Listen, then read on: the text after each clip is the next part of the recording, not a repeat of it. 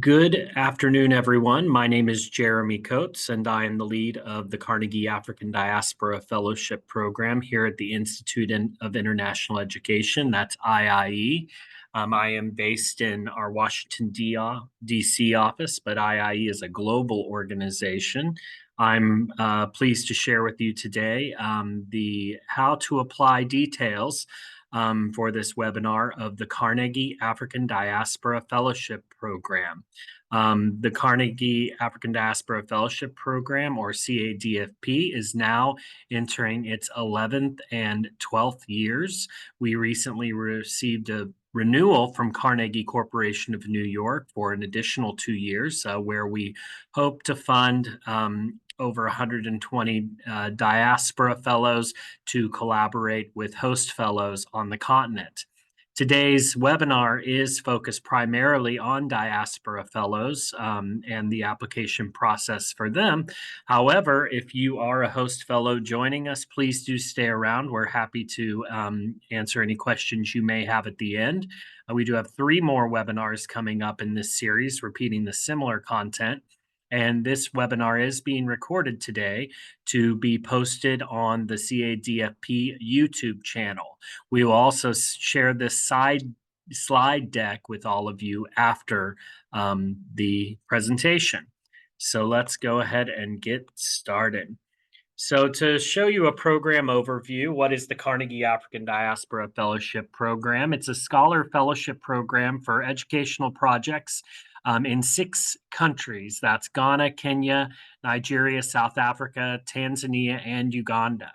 We are also allowing hosts to apply from ARUA or African Research University Alliance universities who are not in these 6 countries.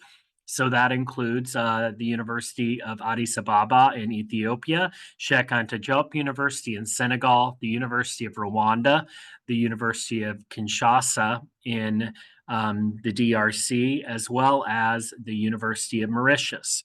We also are allowing through the CARTA program, the University of Malawi to apply for this program too. So those are all eligible hosting institutions.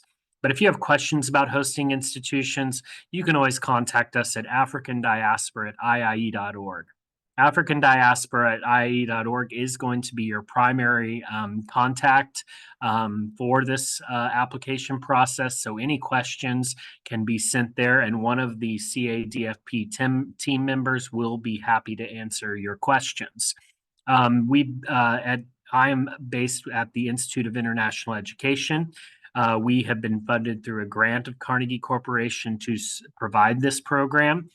We do coordinate some of our efforts with the Association of African Universities. But of course, as mentioned before, Carnegie Corporation of New York is the primary funder of this opportunity.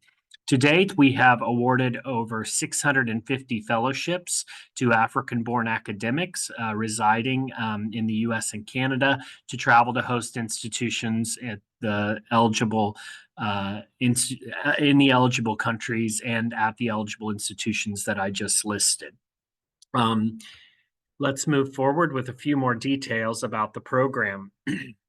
So the program supports 14 to 90-day projects in one or more of the following areas.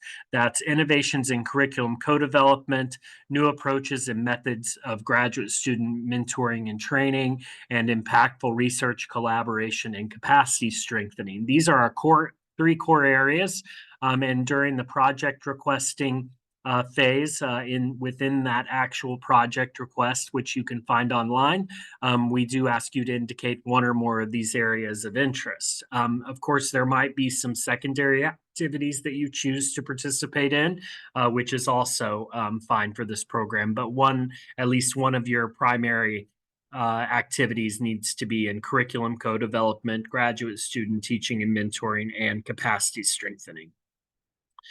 We do have some project examples here for you to consider.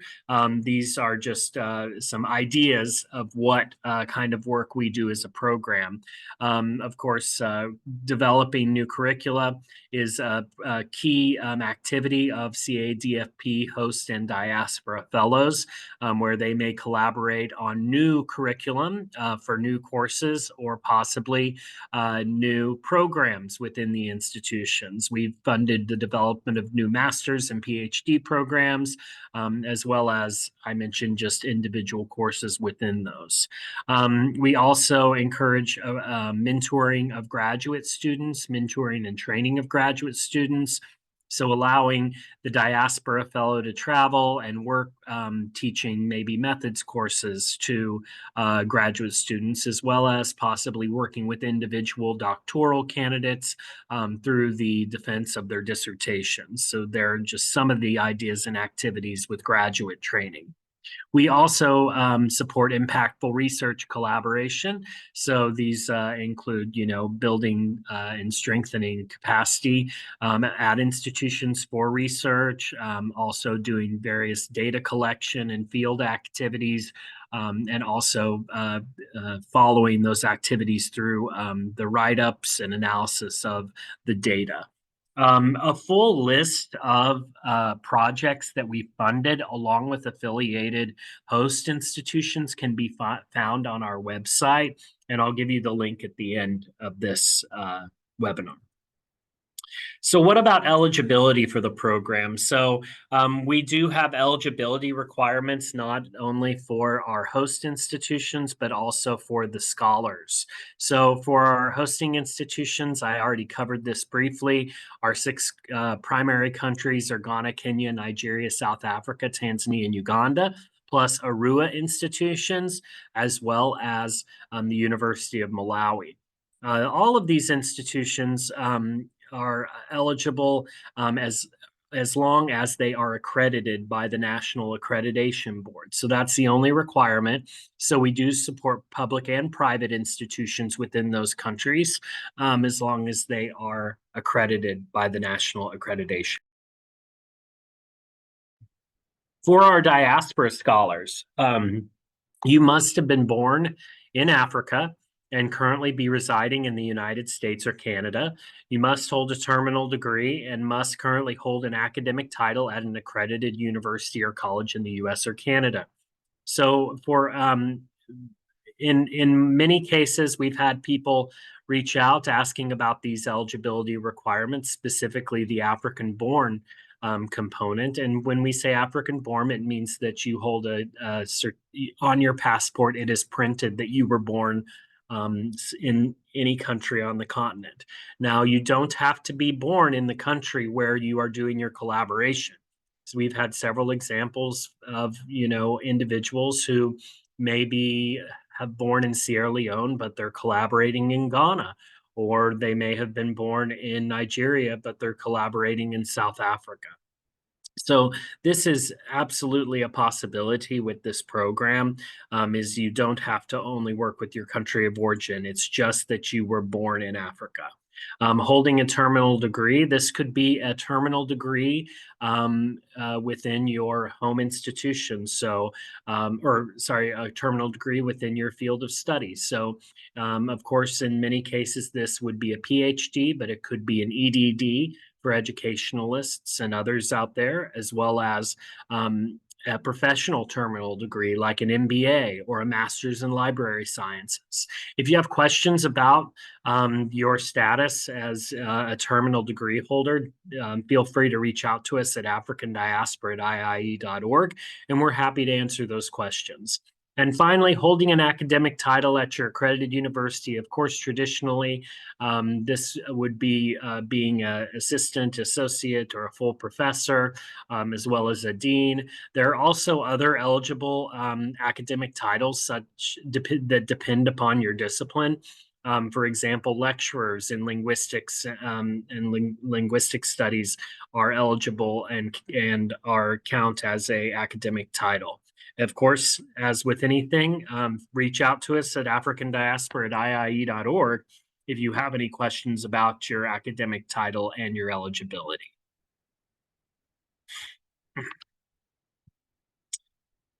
So this slide gives us a little bit of an idea of, the application process and how this looks. So at the top, you'll see noted, and throughout our website, you'll see that the application, which opened last week on the 4th, will close on March 4th of 2024 at 11:59 Eastern Time. So Eastern Time here in the United States.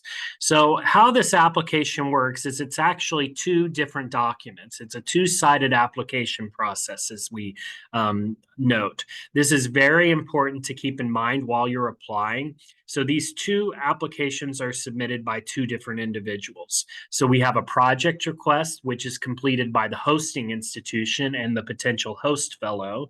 So the project request, which we'll get into more detail about, includes specifics about the actual project, the activities, whether that is in curriculum co-development, graduate student teaching and mentoring, or collaborative research. It also gives some details about, what the hosting institution will provide as far as some cost sharing. And we'll talk a little more about cost sharing later, as well as the primary points of contact. The other application is completed by the Diaspora Scholar, and that is called the Scholar application. This is a more general application that includes the scholar's details, as well as their CV, naming any service activities at their institution, any administrative roles or committees that they've set on. This just gives us a better sense of the scholar, and then helps us to look with that alongside the project request to see and identify alignments between the scholar's capabilities and background and what the actual needs are at the hosting institution. For our hosts, there are two options here for identifying a scholar match. In many cases, our scholars or our hosts come to us without a diaspora scholar in mind. And we ask them to submit the project request and notify us, and we will help them find a match as far as a scholar goes. We do maintain the list of over 1,000 qualified African-born academics that we can browse through, and we can present the potential host with a dossier of CVs that they can review and identify a good match for them and their project and host and their institution. But in a lot of cases, our hosts come to us with a scholar in mind, and we have a place in that project request where they can identify that specific project or specific scholar, and that scholar is linked within that application system to the project request. I want to also note that some of you may be African-born scholars here in the United States or Canada who do not have a host you are planning to work with. We ask that you go ahead and complete that scholar application. We may identify a project that doesn't have a match during this cycle, and you could be proposed as a possible diaspora fellow. Do keep in mind, though, the best way to be reviewed and possibly selected for the program is by coming to us with a host and with a possible diaspora fellow already identified. But we're happy to facilitate and guide you on that process to, give you the opportunity to possibly be reviewed and selected for the program. So once the deadline comes of March 4th, then we enter the review process. We like to give everyone an idea of how this review works. Project requests and scholar applications will be submitted by March 1st. They will enter a technical review period. Technical review is a time when we look at all of the project requests and scholar applications, and we see if they meet all of the eligibility requirement and if they are complete, if all the details are there. So we do this technical review. This generally takes us around 2 weeks. And then we forward the applications or project requests matched with scholar applications to our peer review or discipline review committees. These disciplinary review committees are comprised of mostly CADFP program alumni who are from your background or discipline and also have regional expertise and knowledge about, the higher education landscape within the countries where the hosting institutions are. Those disciplinary review committees then make recommendations to our advisory council. The advisory council meets and they review all of those recommended applications, and they then make selections.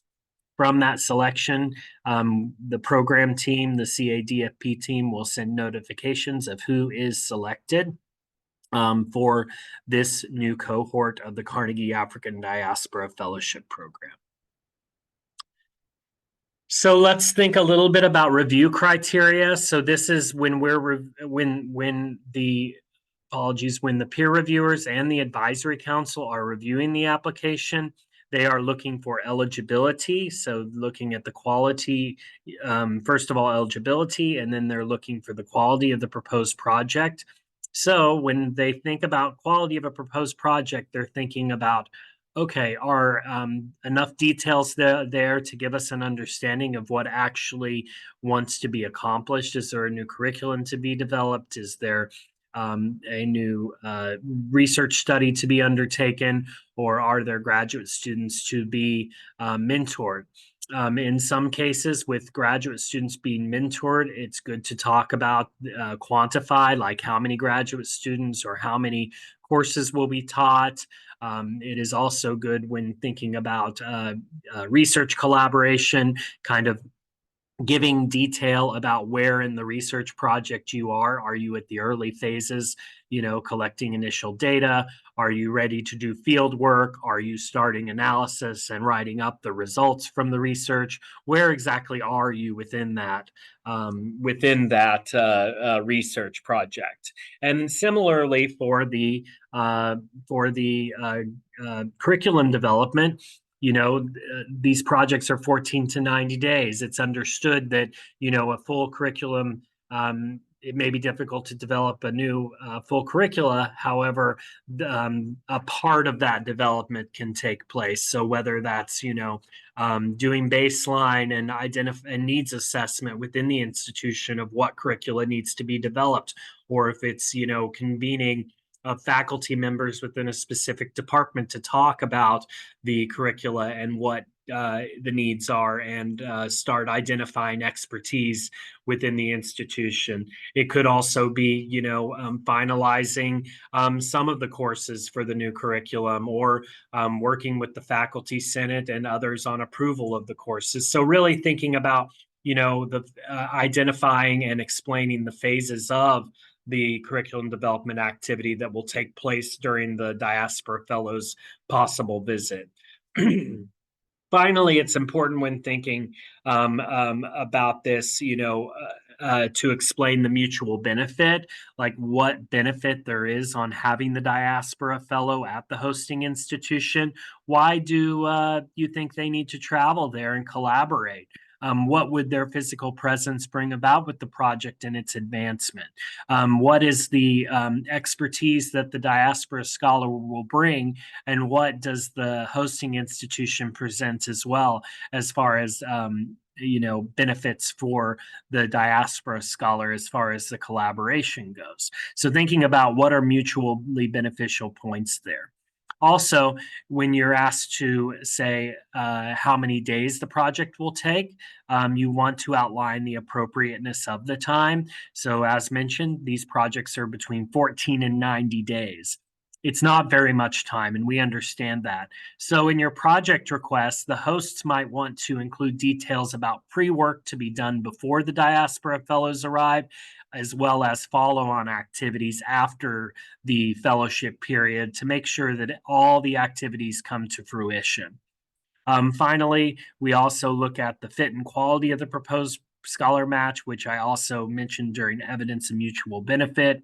but this is a little bit of a separate thing, looking at, where does the disciplinary background or expertise or the affiliation of the diaspora scholar fit, and what kind of quality have they demonstrated in their academic career that could really benefit the hosting institution.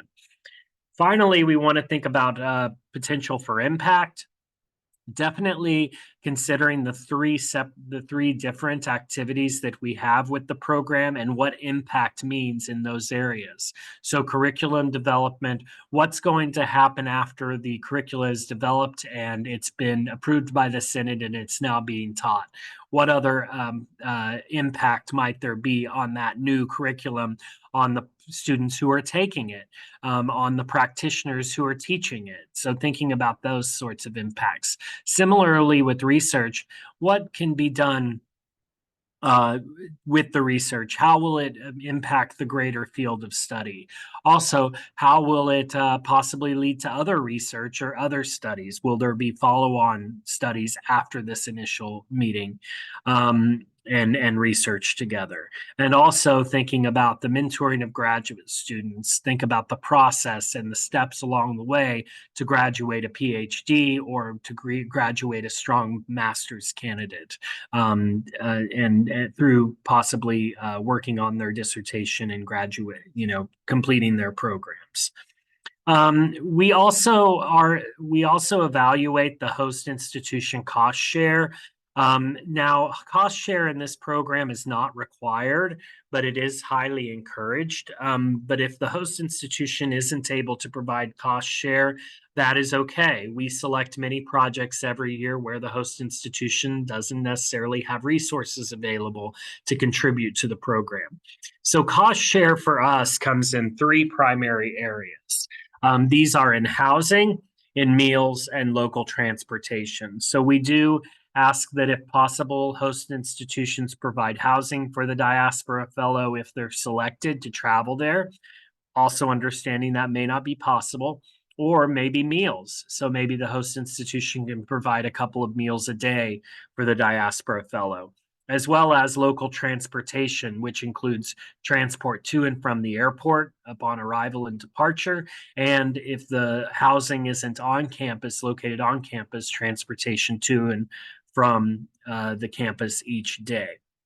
Now, at minimum, even if the hosting institution can't provide in these three areas, there is a chance for the host institution to, confirm that they're going to provide an office for the diaspora fellow, or a telephone or internet connection while they're on campus. So these are other things that you can outline in the cost share section of the project request, or the host can.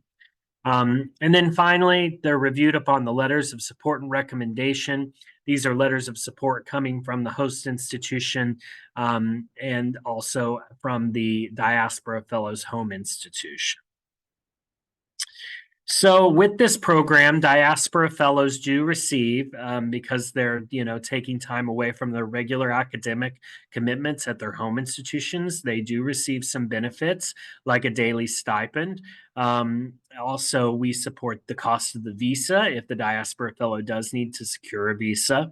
We provide health insurance for the Diaspora Fellow, and then also round-trip international air travel and ground transportations to and from the home of record and the U.S. and Canadian airport.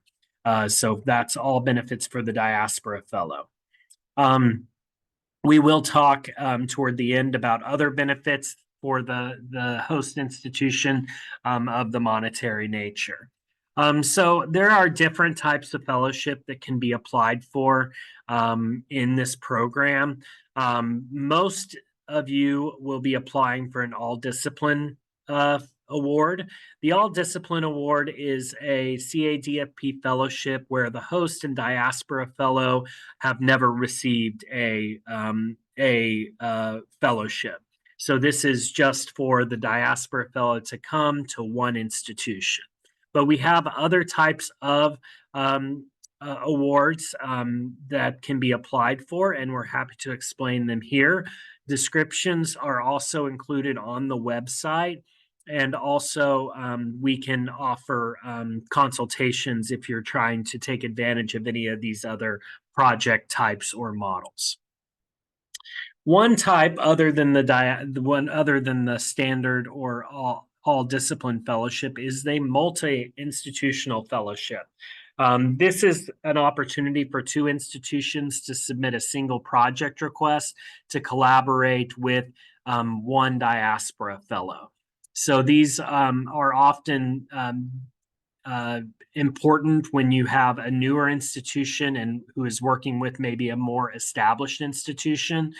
We've funded multi-institutional fellowships between institutions within the same country or between institutions in different countries. This opportunity really kind of is helpful for bringing about, collaboration between different higher education institutions in the same country or in different African countries. These multi-institutional fellowships can also be collaborations between universities and research organizations, as long as the university is the primary beneficiary and project requester here. Of course, if you're submitting for a multi-institutional fellowship, a letter of support is required from both institutions who will be hosting the Diaspora Fellow. But we encourage you, if you're interested in doing a multi-institutional project, reach out to us at africandiaspora.ie.org just so we can make sure that you understand how this works and can send you some written directions about this type of application. We also have cohort fellowships, and this is where a group of African-born scholars from either the US, Canada, or both are hosted by a university. In this case, this is a good project if, say you, the host, have a project that requires maybe multiple disciplines. It's a multidisciplinary project in agricultural sciences, for example, and maybe you need an agriculturalist, agronomics individual, an individual who works in food sciences, and maybe someone who works in economics. You could request one diaspora fellow from each of those fields of study for your one project. So that's a cohort fellowship.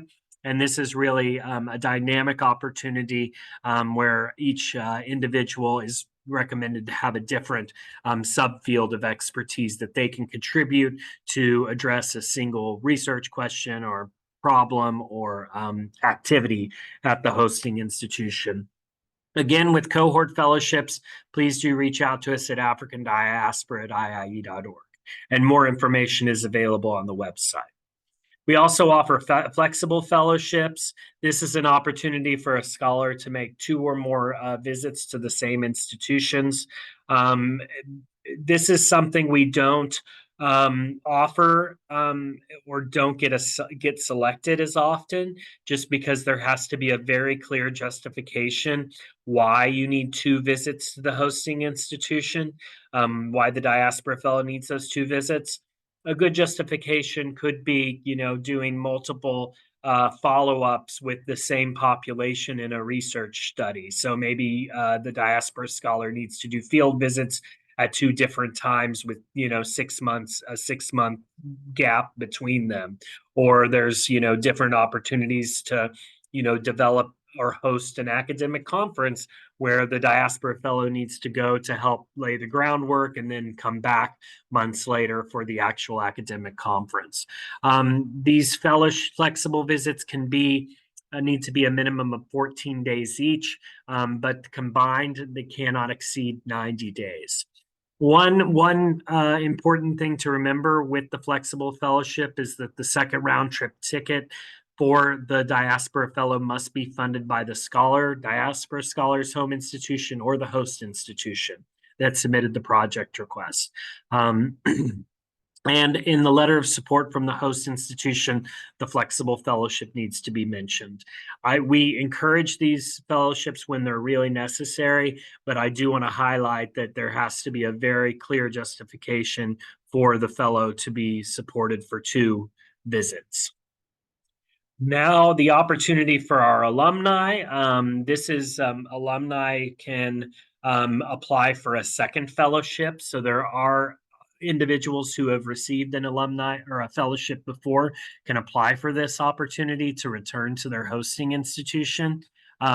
We do only support up to 2 fellowships per diaspora scholar. And this alumni fellowship, in a lot of cases, we have fellows who want to do a new institution, and that's fine. We do support, collaborations with the new institution for our diaspora fellows. Maybe our diaspora fellow was very successful in their first project visit to one institution, and they'd like to go and replicate the same activity at another hosting institution. And that is completely appropriate and allowable. But do keep in mind for the diaspora scholars, you will need to edit your application in the system to attach a 1 to 2 page fellowship report from your project fellowship report from your project activities to outline what was done the first time when you visited the hosting institution or in your first CADFP fellowship. Now, if you're a host institution who is requesting a fellow return for a second visit, it's important that you justify the second visit. Like, why do you need the fellow to return again? But do keep in mind with the project request, all previous and new host institutions, you need to submit a new letter of support. Of course, the diaspora scholars who are diaspora fellows now, if you're applying for the alumni fellowship, you do not need to complete a new scholar application, but you may need to edit your application. So just let us know and we can release your first application for editing. Now, one very important thing to highlight here, we do allow for virtual collaborations only for alumni who are returning to the same host institution. So we do not allow virtual collaborations for anyone else, but only for program alumni who are doing a second visit to the same host institution that they collaborated with the first time. In that case, we will allow for virtual collaboration. Also, something to note is we do not allow any hybrid fellowships that are partially virtual or partially in person. That's something we don't offer with this program. As mentioned before, but it bears restating, is that the lifetime maximum for CADFP Diaspora Fellows is 2.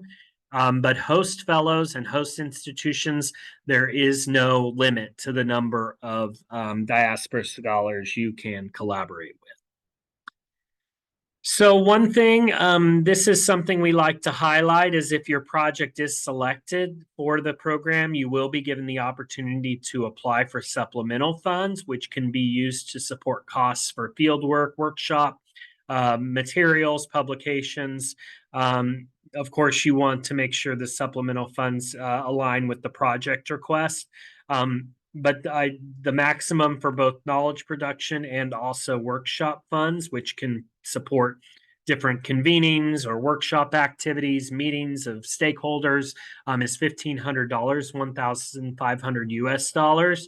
But you will not apply for these supplemental funds until your project is selected. So if you're selected, then we will send you an application to apply for supplemental funds. But we like to highlight this because it is a definite benefit to the program to be able to give some, funding to support other activities.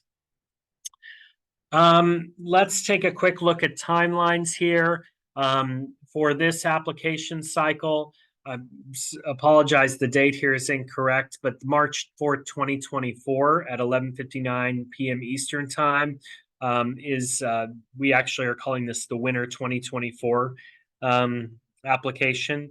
Sorry that didn't get updated.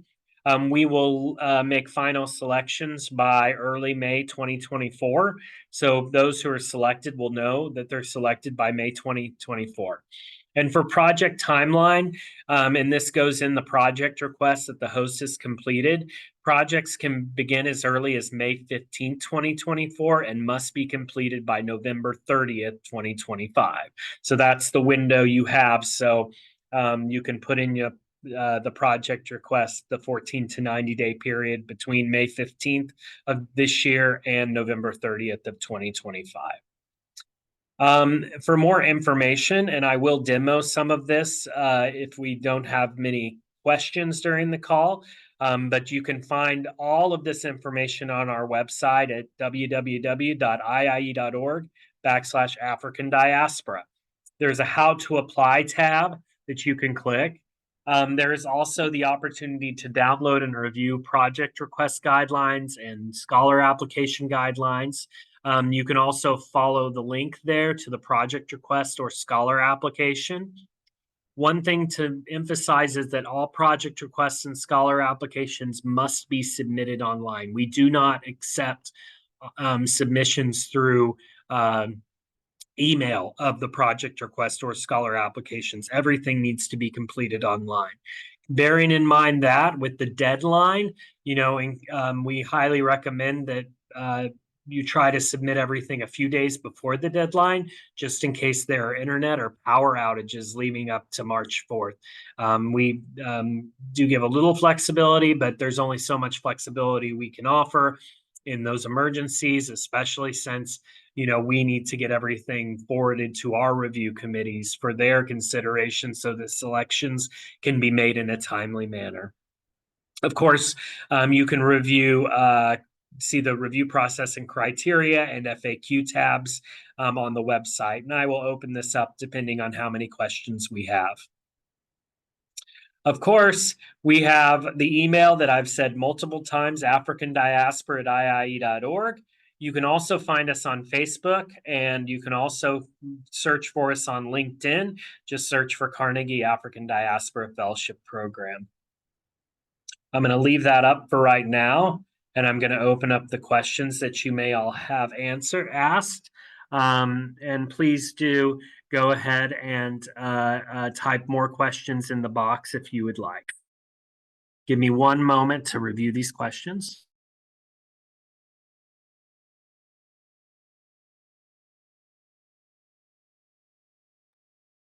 All right.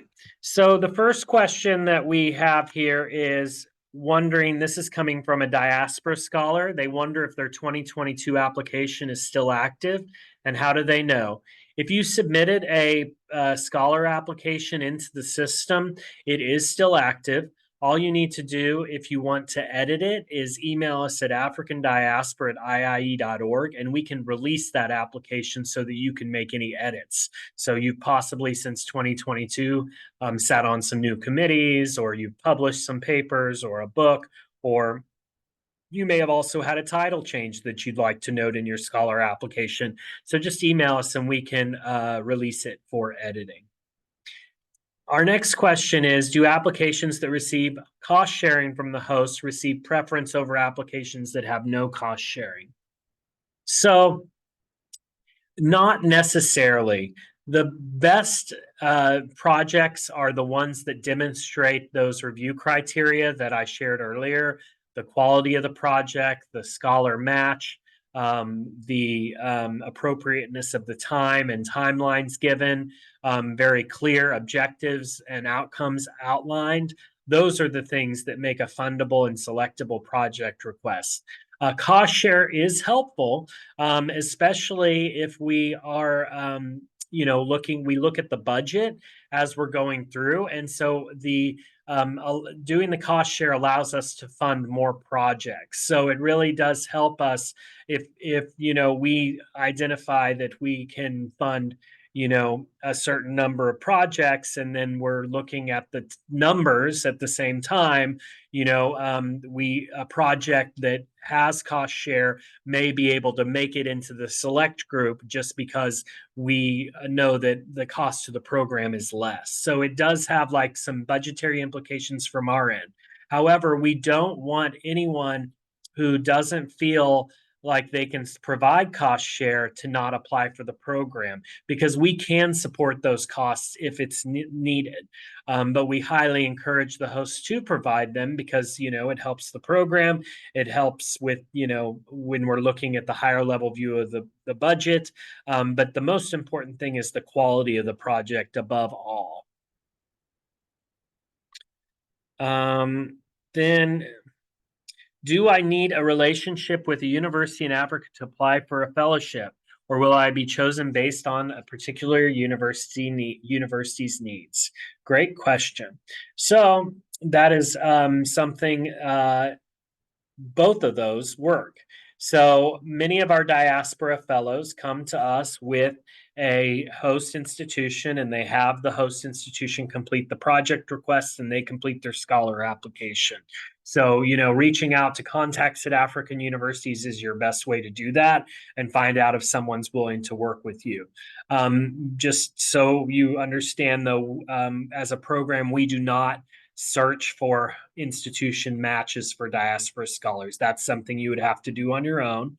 But the other way is to complete that scholar application, and it'll be on the roster. And if we receive a host institution request that doesn't have a scholar match, then we may reach out to you to be considered with that project request during the review cycle.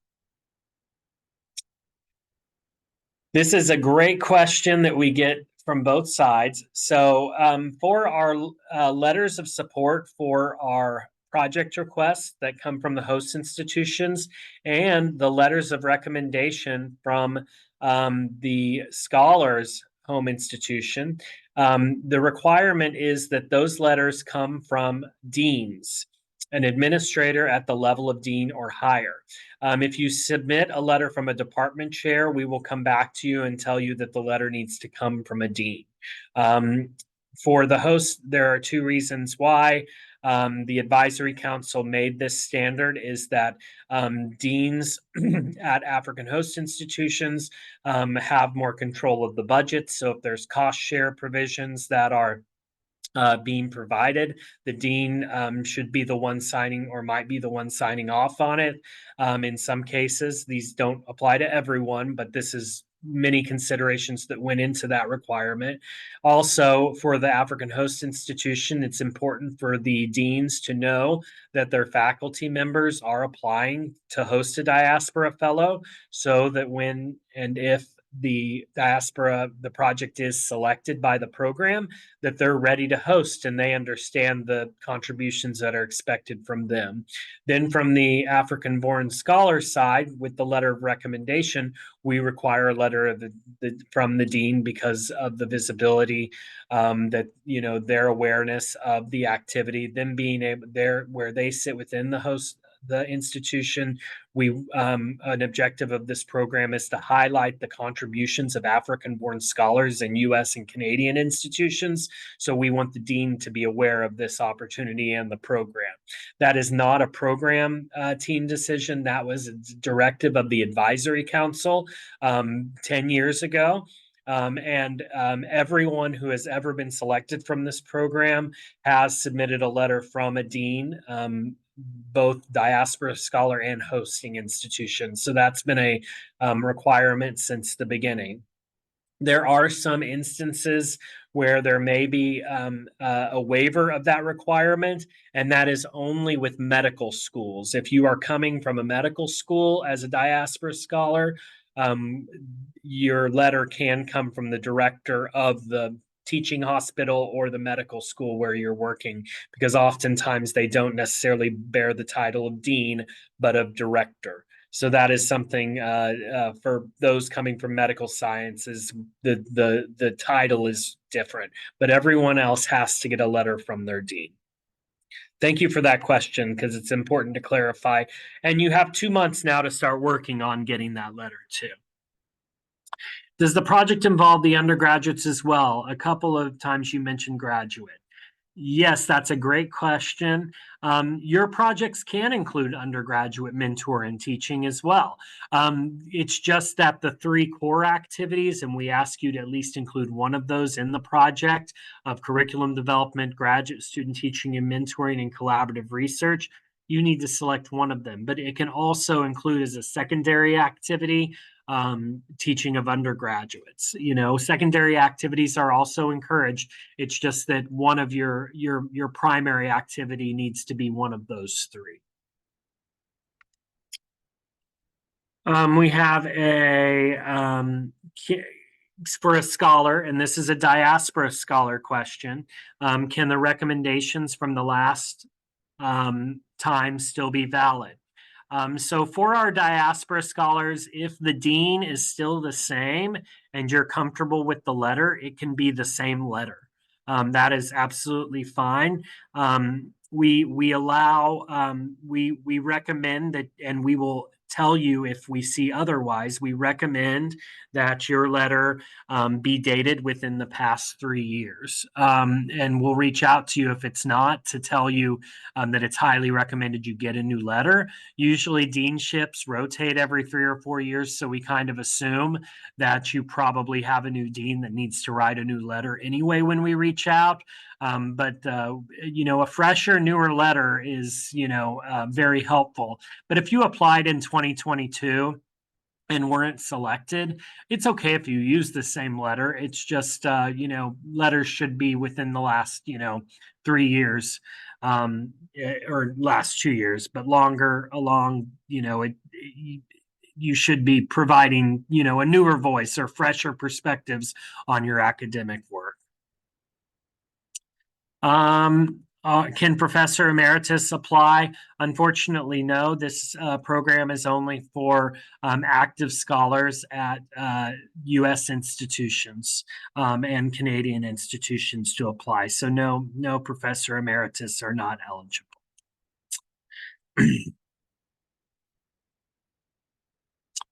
All right, so this is something that I should have clarified, and thank you for this question, is a terminal degree is required, but postdocs are ineligible. So if you hold a postdoctoral research or a postdoctoral fellowship or a postdoctoral post at your institution, you're not eligible to apply for the program. You do have to have at least an associate or an assistant or associate role at the institution. So if you're a postdoc fellow at your institution, you are not eligible to apply, even though you do have a terminal degree.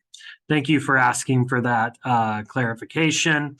Master's students are not eligible either.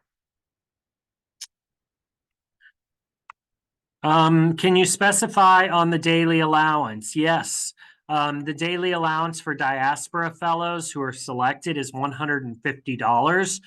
You do receive $150 a day on all days of the week. That includes weekends. If there are any holidays that take place during the project visit, you are also receiving the $150. So we feel that kind of gives a little bit more of a generous bump, considering you're paid for each of the 14 to 90 days you are there, regardless of it being a weekend or a weekday.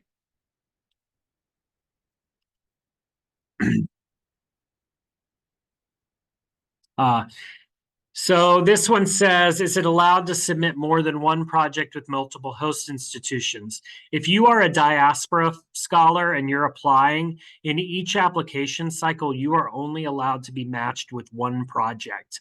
You can only be reviewed with one project. So in every cycle, we do have some diaspora fellows who try to work with multiple host institutions, and there are like 3 different projects, and all 3 of them name them as the scholar. We will come to you and say, which one do you want to work with? We're only allowed to review one. So one project request to one scholar, not multiple project requests to one scholar. Just keep that in mind.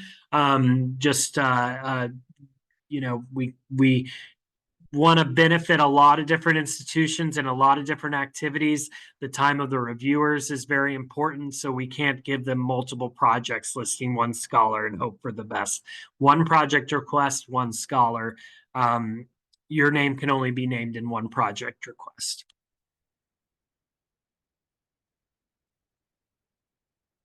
Okay, I already answered this about the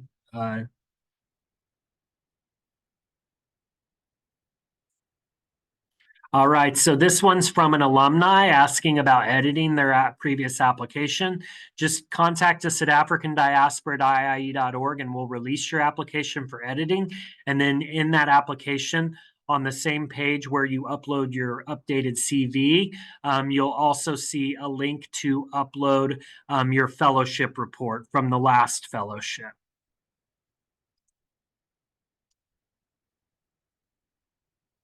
Word limits on the application prompts are definite. Those are fixed within the system, and you shouldn't be able to submit any word limits above those.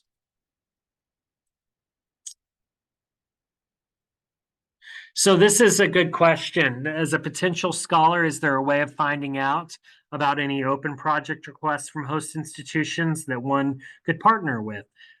So, the program team here, we don't know which projects will come to us yet.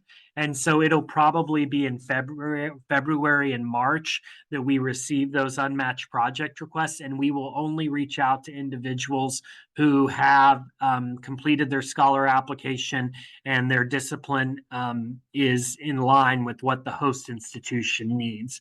And even before we contact the diaspora scholar, we're already showing the CV. Of course, the CV does not include any of your name or contact details, just the expertise.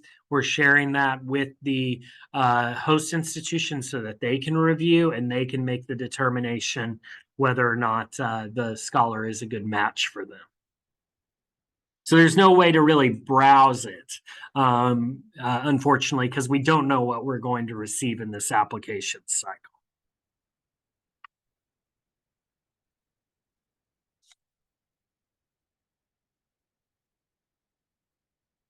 I'm not really sure what this question means.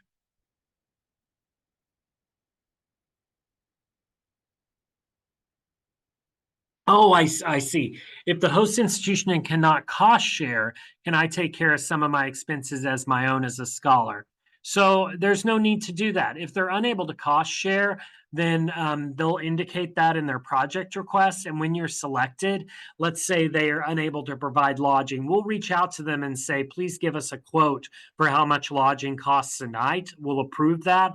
And then we'll send the diaspora fellow with the money so you can pay for your cost share. So really no money for your lodging, meals, or in-country transport should come out of the diaspora fellow's pocket or out of their stipend. It's a separate fund that will award you based on what the host institution says in their project request about their ability to cost share. So we've designed it to where hopefully you won't have to pay for your own expenses.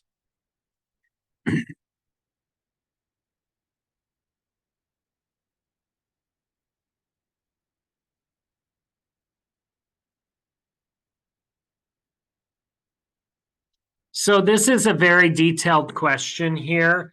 And I wonder if this individual asked three different questions here about for a newly started program was who has developed an approved curriculum by the national regulatory body. How can you help?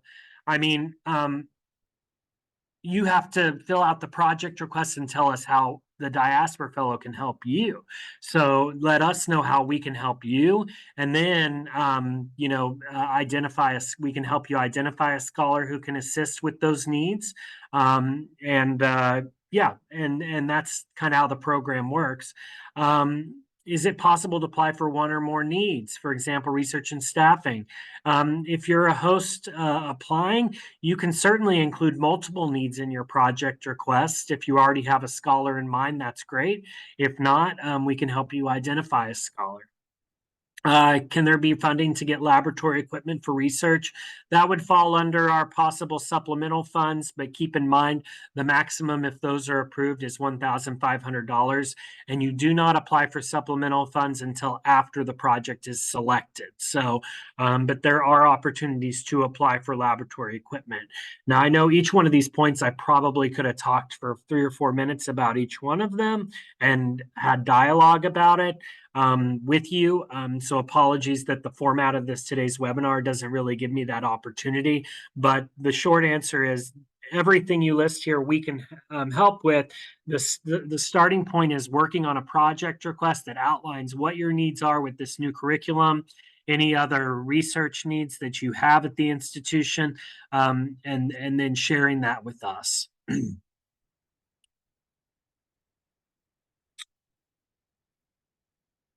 So how can we attract diaspora fellows to our university in Africa? Submit a project request, outline what your needs are, submit it, and then we can help you identify a diaspora fellow. Now, if you're coming to us without a diaspora fellow, it's good to be as detailed as possible in your project request to make your project attractive. Because of course, the diaspora fellow, after you've identified the one you would like to work with, we go to them and say, do you want to be part of this project? So giving as much detail, giving as much of a clear vision of what you want to be done and how you want them to collaborate on it, that's going to make your project even more attractive to the diaspora fellow. So the first step is, of course, submitting that project request, making it as detailed as possible, thinking about the review criteria and what the important pieces of the project are, and then, finding ways to make that project interesting that might help you bring in a diaspora fellow. That's the best way to attract a diaspora fellow to your institution. But the first step is completing that project request before anything else.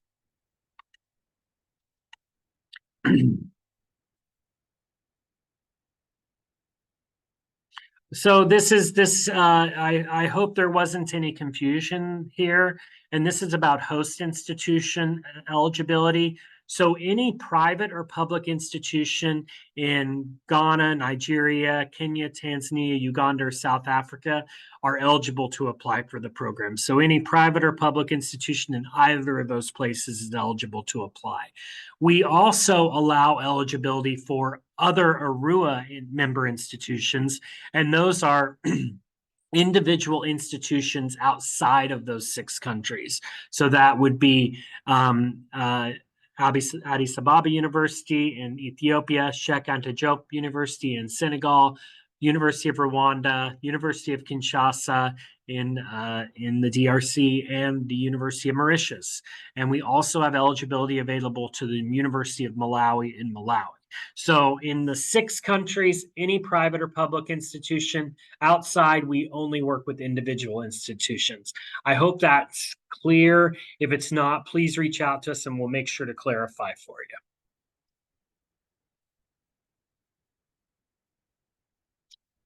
So can one host institution request 2 scholars in one discipline? Yes.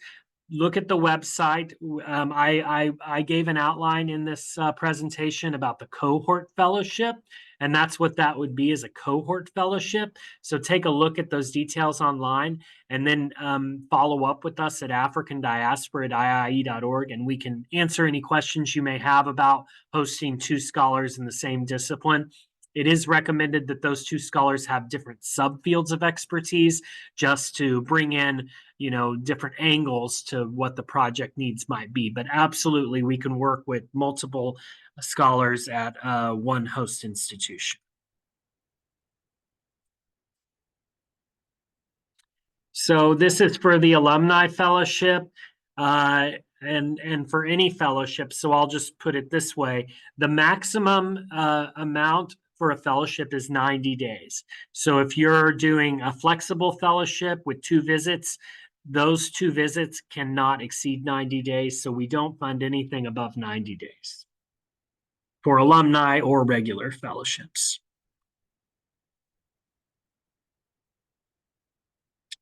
Okay, I see I answered that one. All right, so if 2 institutions select an individual, I think this is a question about like my previous response where, okay, you have 2 institutions and they both request the same scholar, but those 2 institutions are not working together. Only one of them can move forward for review. So basically, we will follow up with the scholar and tell the scholar, these 2 institutions requested you, which one do you want to work with? And the scholar will have to decide which one they want to be reviewed with. So even if and in the system, it shouldn't allow someone to be matched more than once. So hopefully that doesn't happen. But if it does happen, we will follow up with the diaspora scholar and say, which institution do you want to work with? So only one scholar, one project request. A scholar can only be tied to one project request. So the scholar. Only one project request can't be tied to multiple projects or requested in multiple projects. So are there any restrictions for the diaspora scholars for visas? You will need to speak with your research office or others about any restrictions in that nature. We don't advise on U.S. visas.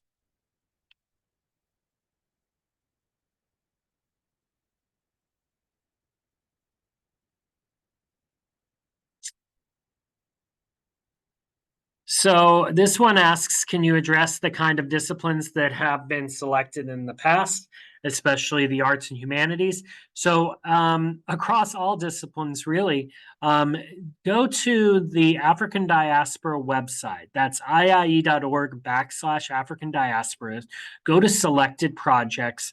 And from there, you'll see a link to download a full Excel document that lists every project that we've funded to date. And you can see project titles there. You can see host institutions. You can see all the disciplines and subfields.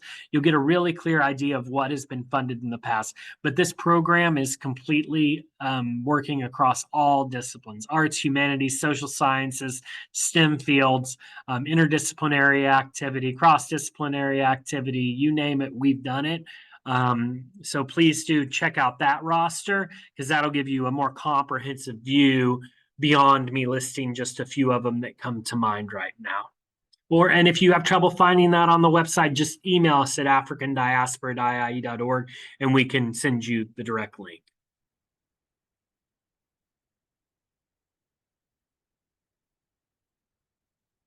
I will be rounding up my doctoral degree in August of 2024.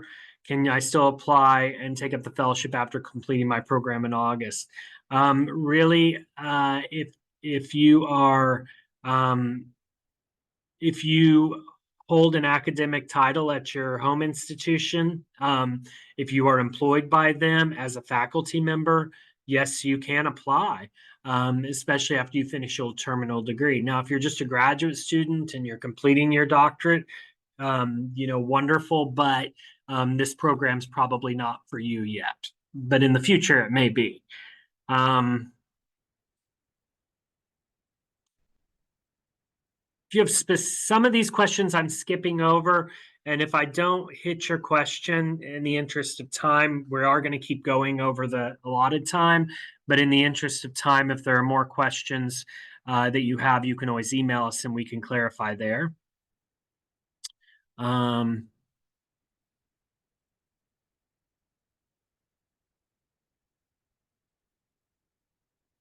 right, this is a question about competitiveness with this program, along with many other scholarship programs around the country. We do not share statistics about the number of project requests or other application materials we receive. We do not want to discourage or encourage anyone to discourage anyone from applying based on any perceived competitiveness with the program. So unfortunately, we're not able to provide that to you. But we've been doing this for 10 years. We have supported over 650 fellowships.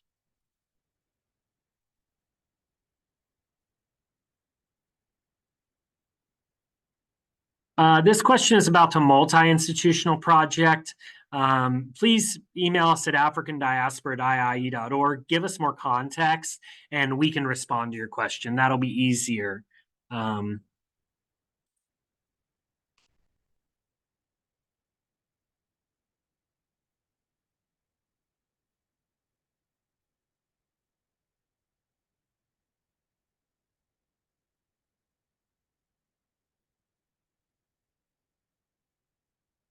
So this is a question: can a diaspora academic staff member at an accredited university, are they eligible? Can they apply as well?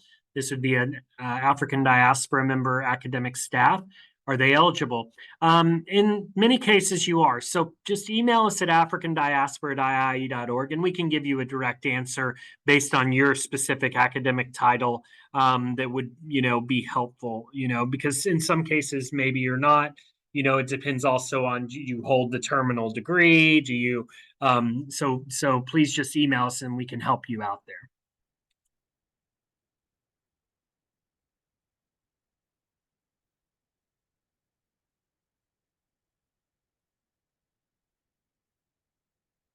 This is a question we've seen a few times. Can adjunct or part-time teaching professors or scholars apply to be diaspora scholars? Yes, you can apply. We recommend the real eligibility requirement is that you be full-time though.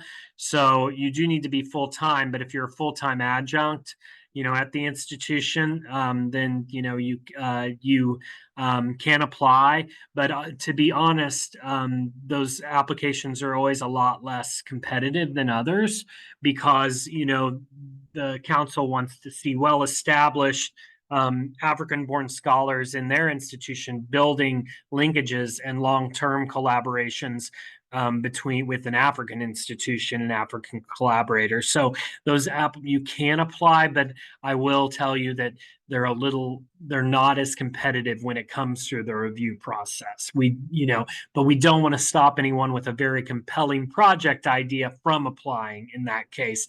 But I'll just be upfront that they are less competitive if you are an adjunct professor versus, someone who has a full-time academic title at the institution.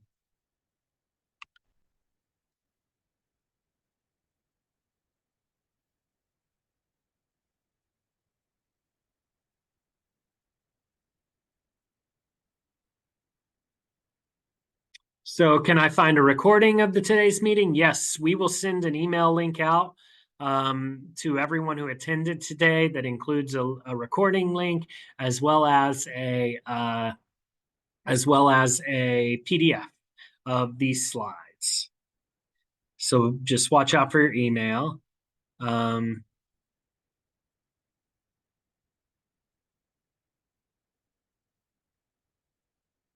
right.